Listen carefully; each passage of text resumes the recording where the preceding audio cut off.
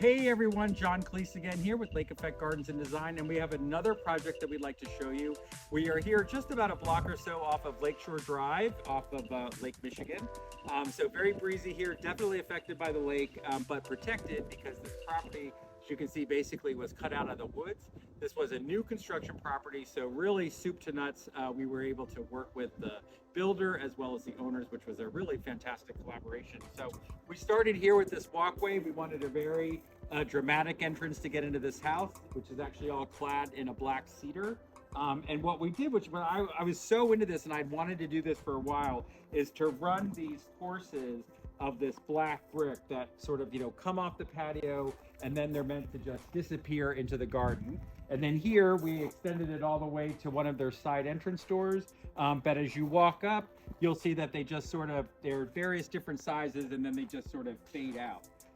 The clients, very design focused, have excellent taste, but really wanted me to mute on the color. Unlike the last video we showed you in Sawyer, if you looked at that one online, this one is basically purples, whites, and just a very pale yellow that we were basically asked to use and not go much further than that.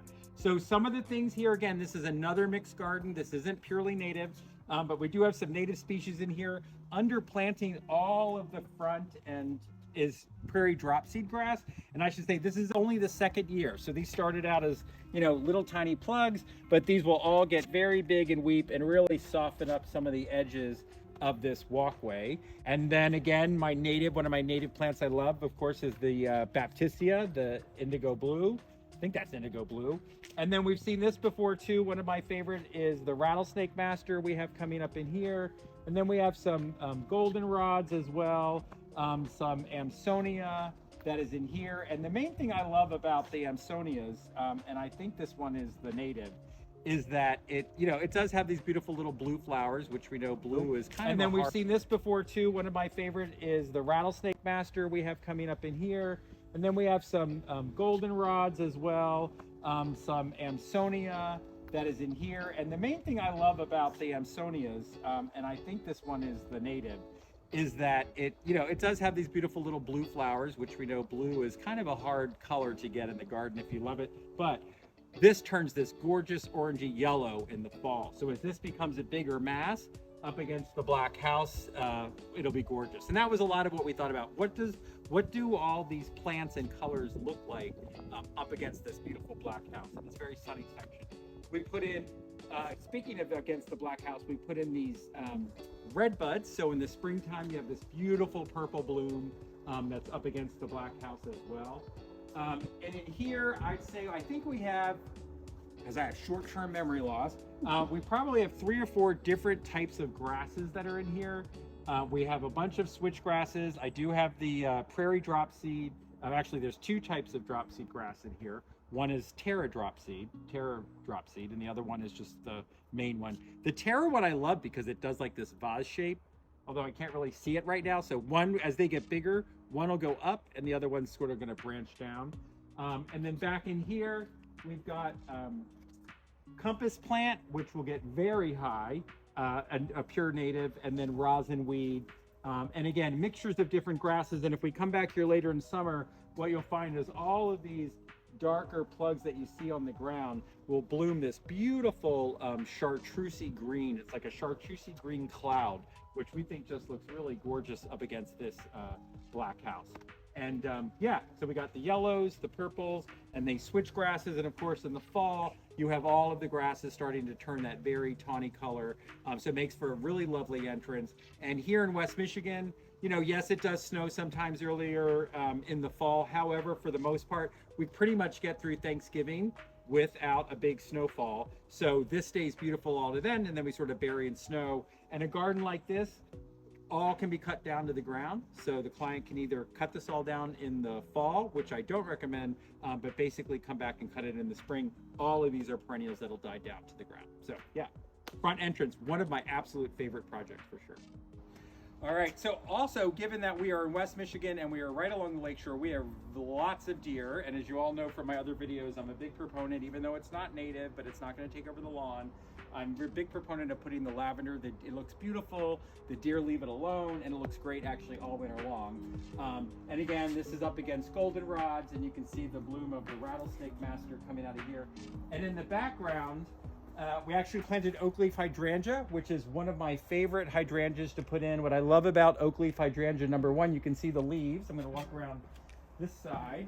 They actually look like oak leaves. And right now they're blooming white, and then you can see they're just starting to turn. This one's a little bit more. Then the flower turns pink, and then it turns that beautiful tawny brown. So you get white, pink, a tawny brown flower, and they turn red in the fall. Like, what other hydrangea gives you 2 different colors of flowers, 3 if you want to count the tawny brown, and then the leaves actually turn color in the fall. Again, all up against this beautiful black house. So I love it. Great combination. All right, so here along the driveway, I don't know about you guys, but I love the sound. Can you hear this?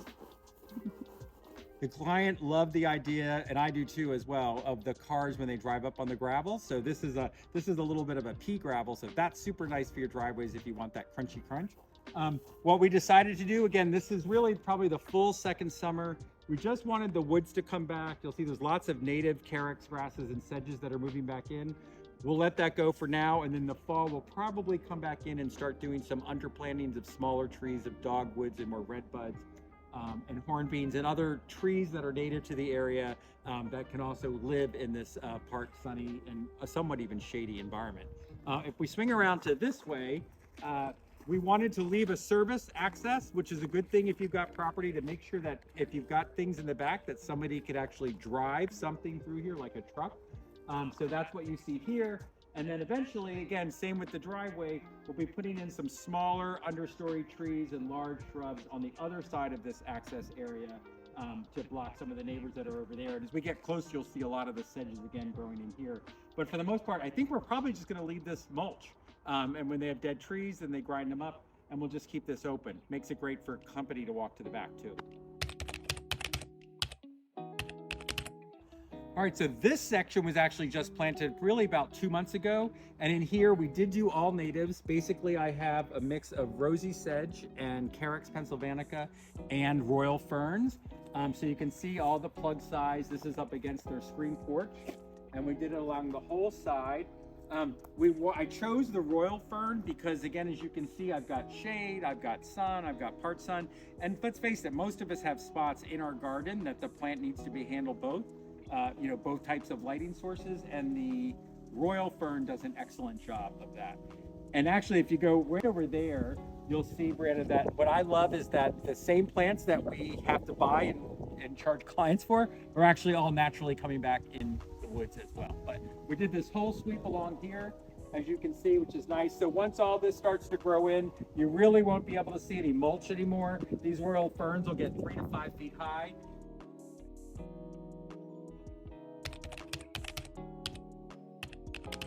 My idea here was when you come off of the screen porch and walk down this boardwalk that takes you to the terrace and then towards the outdoor kitchen, I really wanted it to feel a little bit more enclosed. I love walking on elevated boardwalks and then having the vegetation really soften those edges and they soften the edges, but what I love is the line that is made from the straight boardwalk with the vegetation up against the side. So I whenever I can, and my clients let me, I love to put boardwalks in. And I think this is a great example of one.